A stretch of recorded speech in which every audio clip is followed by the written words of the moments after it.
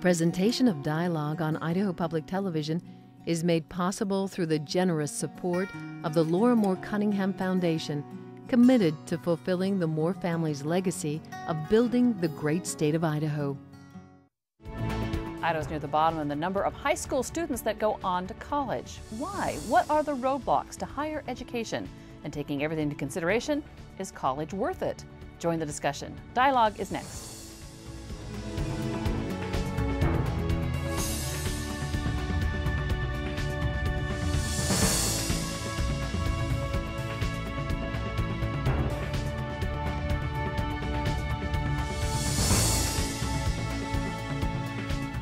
Hello, I'm Joan Cartan-Hansen. Thank you for joining us here on Idaho Public Television, on the World Wide Web, and on public radio stations. Researchers think by the year 2018, 63% of all jobs in America will require some kind of college education. Yet only about 40% of young Americans have earned a post-secondary degree.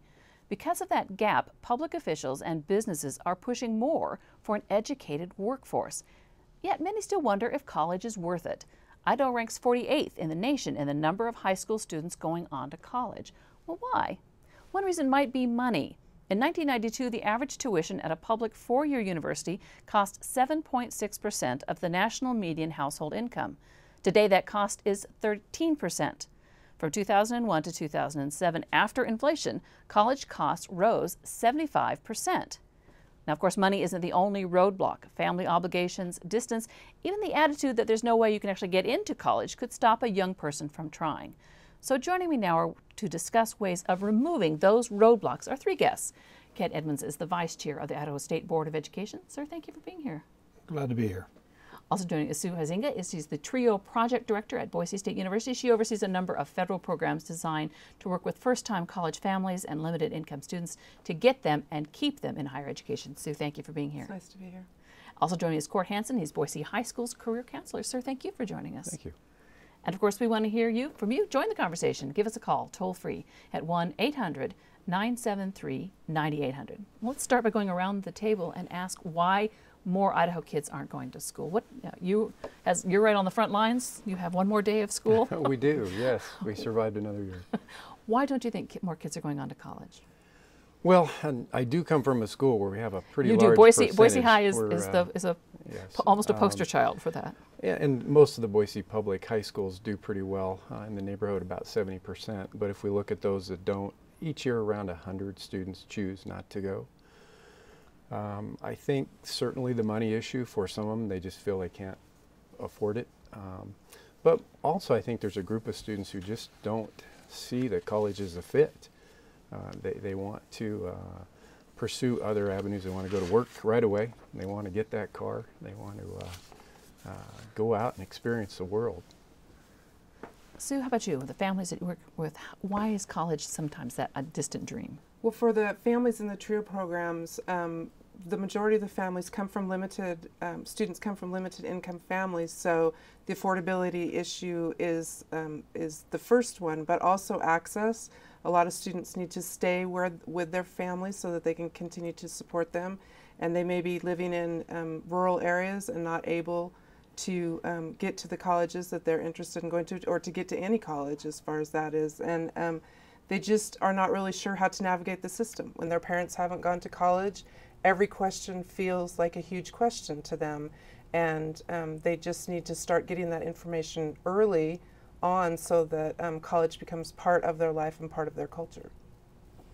I would agree with that. When we look at what's happening with our youth and how they transition in, we really don't have a bad graduation rate from high school. It's comparable with the national averages and better than a lot of states. But then we have this big drop-off going into college, and we even have a greater problem with retention once they get there. That's been a great concern. We don't really know all the reasons why we're not getting them to college. I've actually probably been more concerned with why we're not keeping them once we get there. And it does a lot of times go back to the money. Money, that pops up all the time. Let's run through some numbers. The Pew Center came up with some reports on how much college costs. Put up on the average 2010-11 tuition and fees for a 2-year public school was $2,710. A 4-year in-state public school averaged across the nation about $7,610. 4-year out-of-state public school was about $19,000 for 19.5, and a 4-year private not-for-profit school was $27,290. And those actual numbers, to me, as someone who's paying out-of-state college tuition, seem a little low. Court, is that what you're finding too? I do, yeah. The averages don't really tell the story. The families I'm working with, we had close to 51% of the students this year want to go out of state. And so I'm thinking their average is closer to 35,000 for a state university, 25 to 35,000. Even staying in state, though, if you want to go up to U of I at 14,000, you maybe are Pell Grant eligible. You know, that's going to knock off $5,000 or so dollars. There's still some money to figure out where do I come up with that. And maybe $6,000 in student loans, so you're still short a few $1,000s. So it can still. It could still be a roadblock. Even $1,000 for books is, for some students, not counting books, insurmountable. Yeah. Well, when we had the discussions this year for tuition, I know one of the universities was saying, well, it's only $50 more a month. And a lot of the students were even rallying behind saying, well, I'll give up my coffee each day in order to pay that $50 more a month. But I'm thinking, you're missing the point here. That's $600 on top of $600 or $700 last year, and it's been, the cumulative effect is pretty significant. And so it doesn't appear that painful to a student who's in college when we tell them that the tuition increase is there, but to somebody coming into the system, it is painful. Yep. Our median income is such that it's very challenging in Idaho. The University of Idaho came out with a study that showed Idaho's workforce earns on the average $11,000 less per employee than across the nation. So we're already a state that has a low salary. Even though our universities are a good buy relatively, it's still a gap. They are a good buy. I would not want anybody to have the impression that we should beat up on the Idaho universities for what we're doing, because it is the best value around. Our tuition's lower, our cost of living's lower. It's just the overall impact and where do they come up with the money is a challenge. Well, and as financial aid changes over the years too, students really need to be informed about what's going to happen. So Congress wanted to reduce the Pell Grants this year by $800, which didn't happen, but they've put some tighter restrictions on students being able to use that money if they're repeating a class for remediation classes. And so they really need to be having conversations with the financial aid officers at their institutions so that they're not caught with suddenly having to pay for a class because they're retaking it or because of the new restrictions on financial aid. Oh, sorry. No, go ahead. We've become much more dependent on federal aid to get students through. Last year, the numbers, we had 5 million students receiving $10 billion worth of financial aid, the Pell Grants. The numbers this year are supposedly going to 15 million students and $42 billion of federal aid. So it's much more than even exponential. And that was when they were talking about reducing the Pell Grants. Our tuition increases in Idaho have pretty much been offset by growth in Pell availability, and that was possibly going to go away. At some point that is going to go away. They said that the amount spent on Pell Grants is larger than 8 of the federal agencies, Department of Justice, others. What we spend on Pell Grants is larger than that. So that well is going to be tapped out. Well, and also your income levels have to be fairly low to qualify for a Pell Grant. So if you're a middle-income Idahoan, and middle income may not be that much higher, you don't qualify for a Pell Grant. That's the problem. Is that what you're hearing when your students come in the door and they say, how am I going to pay for this?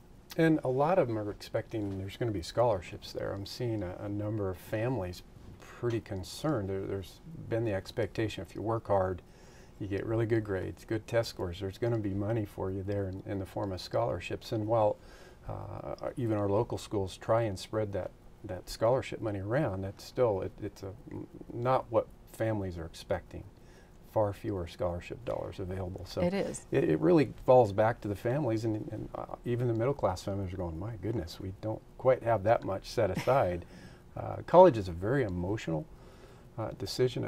People don't approach it sometimes quite logically sometimes. I talk in some of my presentations that I think families research the cars they're going to buy maybe more so than they research the colleges and the cost, and really having that honest discussion with their children. It's a very emotional And that discussion can't wait until their junior or senior year in high school. It needs to start happening as early as 5th, 6th, 7th grade, and taking opportunities, whether they're online. You know, you can do a college tour online now and see what a college looks like, talk to alumni, talk to students, try and go to those colleges and see whether they really are going to be the fit, and talking to the different colleges about what kind of aid packet they're going to be able to offer you, so that you can afford it. And so it, you know, because it is emotional, but it's also got to be kind of logical too. And, you know, can I do this? Can I afford it? Am I going to get there and then have to come home because I don't have enough money?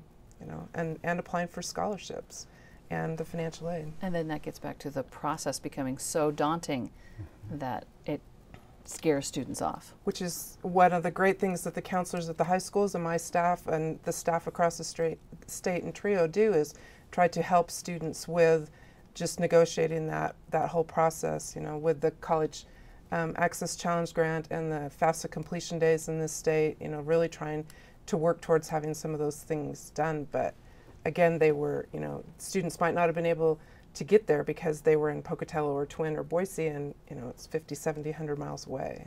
Let's get to our first caller. Mark in Boise. Mark. Hello. Hi, go ahead. Frankly, you know, with the conversation, don't you think that helping kids through the financial aid process and helping kids focus on college and post-secondary education, don't you think that we are basically stressing our high school kids out to the max, and they graduate and say, you know, I don't need to stress anymore, I'm done with it, pointing to going back to 5th and 6th grade for touring colleges and all this stuff? Why should you stress elementary kids out for this? Heck, junior high is going to stress them out just by themselves. Yeah. So why are you taking time to do that? You know? Okay, well, let's talk about that. If I could respond to that? Sure. You know, I think you're looking at it from the negative side. I'd like to look at it from the more positive side. If we can build their enthusiasm, get them interested in science and other things so that it's something that they're excited about. We find that those students who take dual credit classes have a much higher likelihood of going on and succeeding, and they're not complaining about being stressed out. They're enjoying it more because they're being challenged. We find a lot of our high school students are bored. They lose interest because they're waiting to get out of high school. They don't see the vision of where they're going to. And so when we get kids enthused about learning and what it can mean to make it much more practical through working with, we have people like from INL who will come out and put on science exhibits and things like that. The kids get excited. So I look at it from a more positive position, I believe, in saying that, you know, let's keep them excited about education.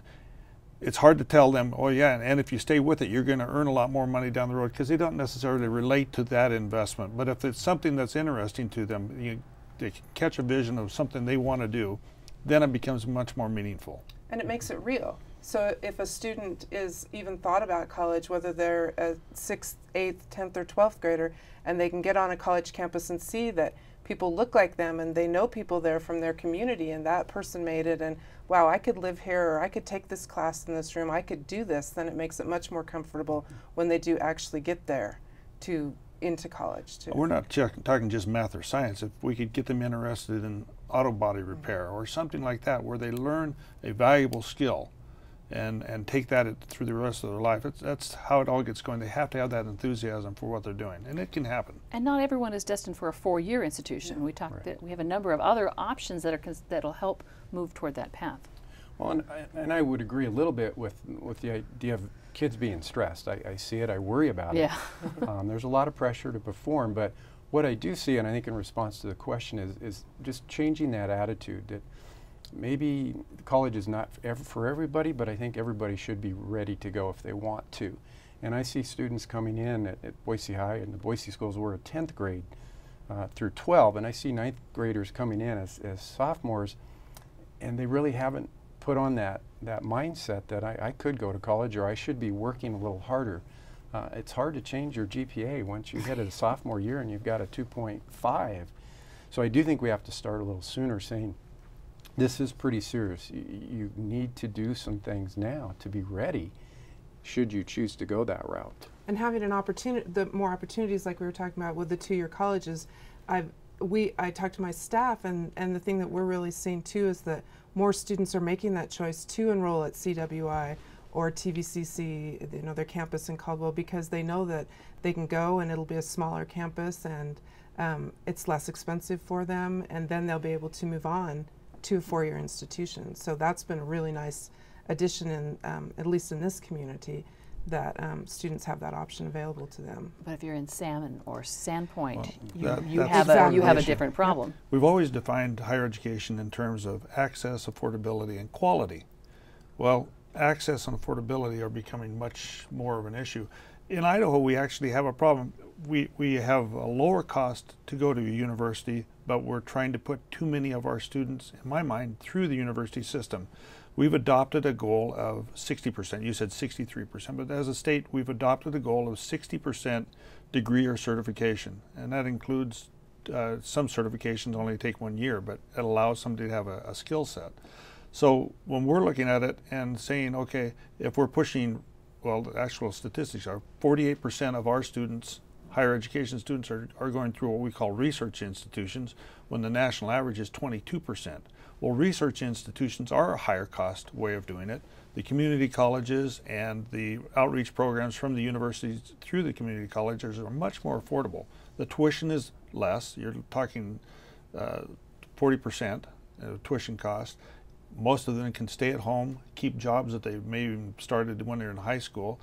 We have to change how people look at it, and affordability and access is, I personally believe that we really need to look at expanding our community college program. So when we're saying we're going to all of a sudden reach this 60% goal, we're not going to do it by growing our universities. The universities will have a natural growth pattern, but we need to get more students through the lower cost forms of post-secondary education.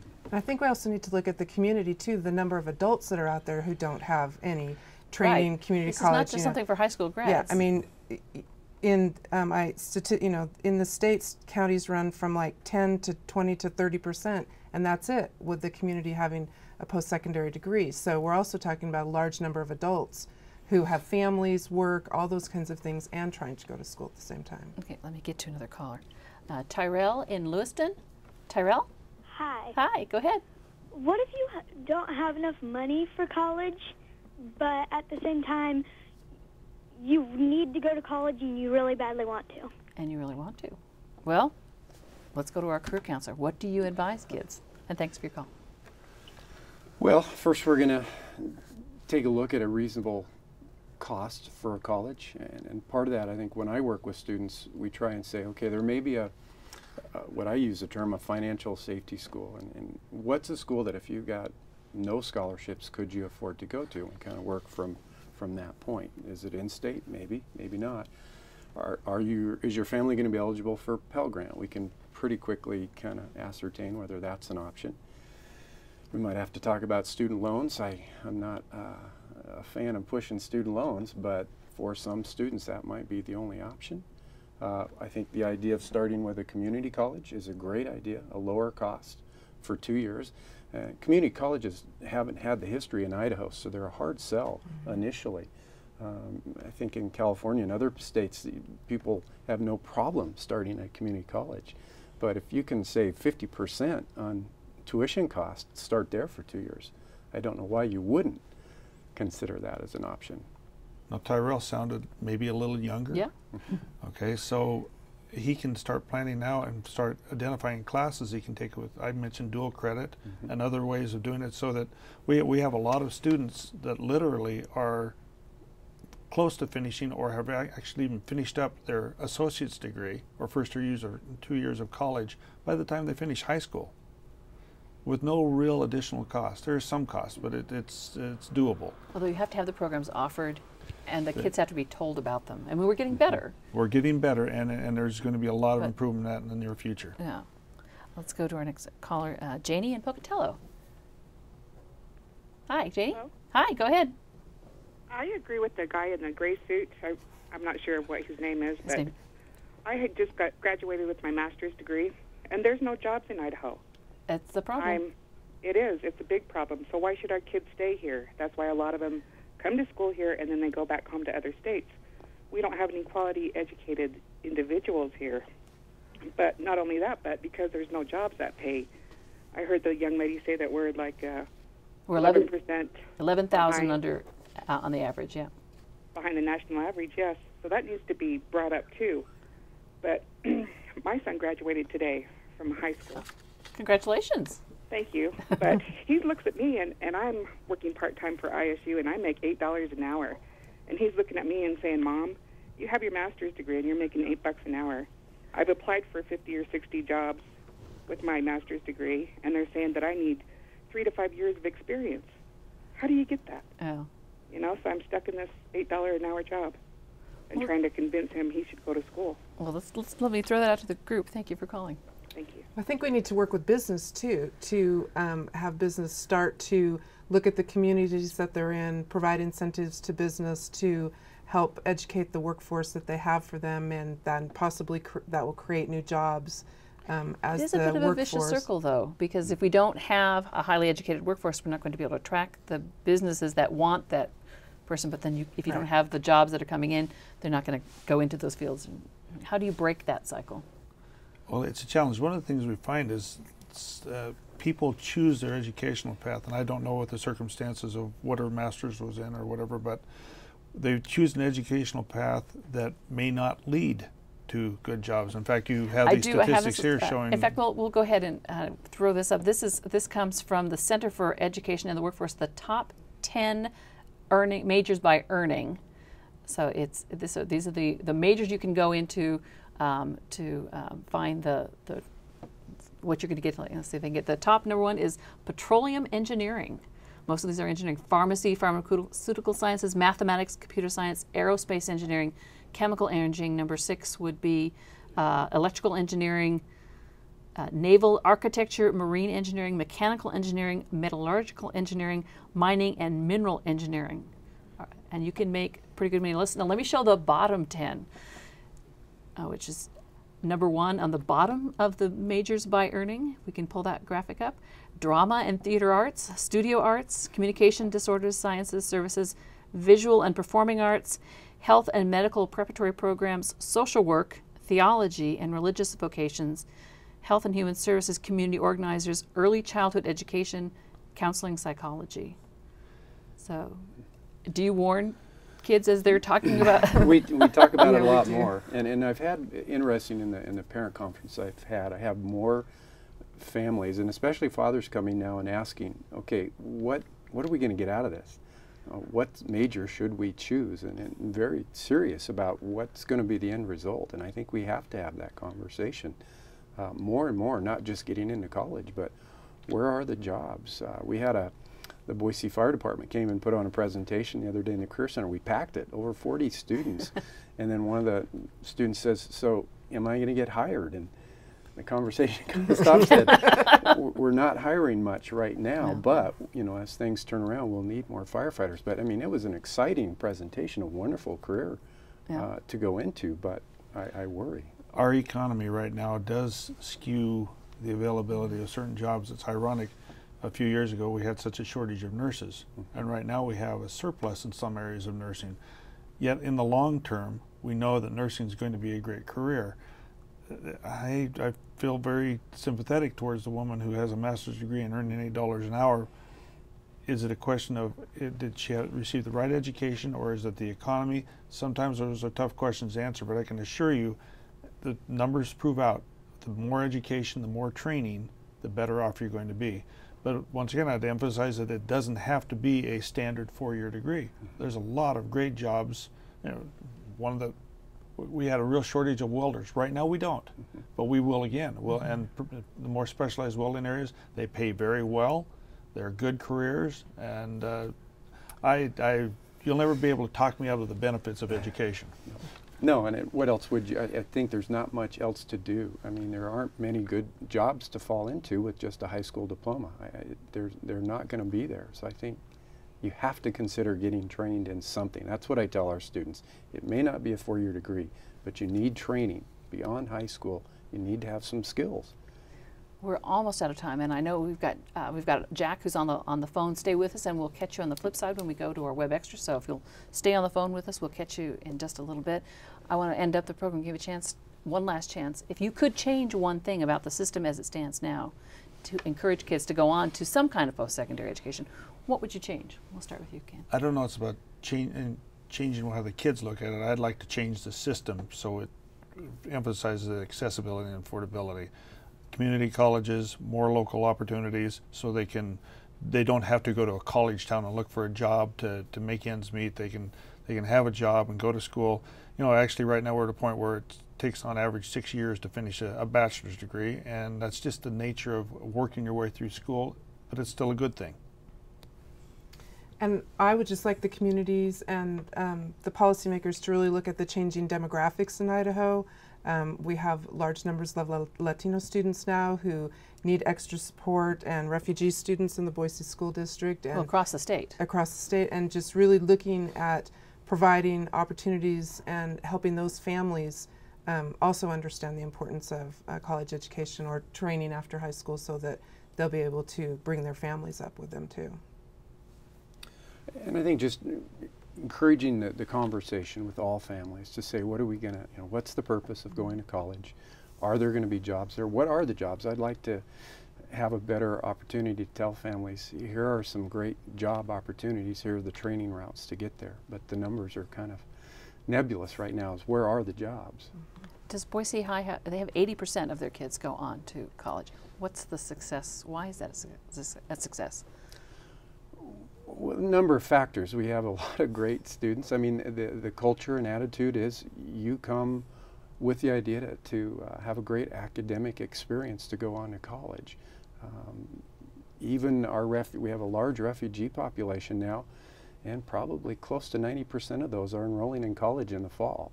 So it's not just the affluent families, but I think it's the culture that we have, and other high schools certainly have that, in Boise and other places. But we live it, we breathe it, our teachers, everybody kind of has that expectation that you will go on, we'll give you the tools, and we'll help you get there if you want. And if someone's interested in more information on your program? They could check at their local high schools to see if there are TRIO programs there, and then also on the websites, university websites. Great, and we have run out of time. I'd like to thank you, Court, Sue, Ken, thank you all for being here. I appreciate you making the time, appreciate you driving up. Now, if you are a 2011 high school graduate or know of one, the Idaho's Office of Performance Evaluation wants to hear from you. In this past session, legislators did ask the staff there to find out what are those barriers to kids going on to higher education. So researchers are looking for students and others to give them feedback. On the Dialogue website, you'll find a link to the survey request. It's down in the corner. If you find the link, you'll look back there, you can find it. That information will eventually be presented to the legislature. So go ahead and check it out at idahoptv.org. You'll find lots of other links and information. You can watch the Dialogue web extra. And thanks for joining us. We'll see you next time on Dialogue.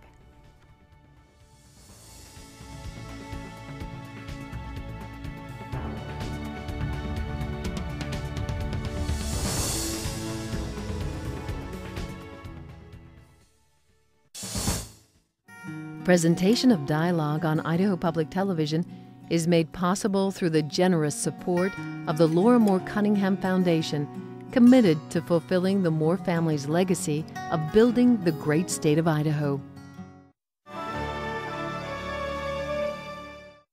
Check out our website, become a friend on Facebook, or follow us on Twitter.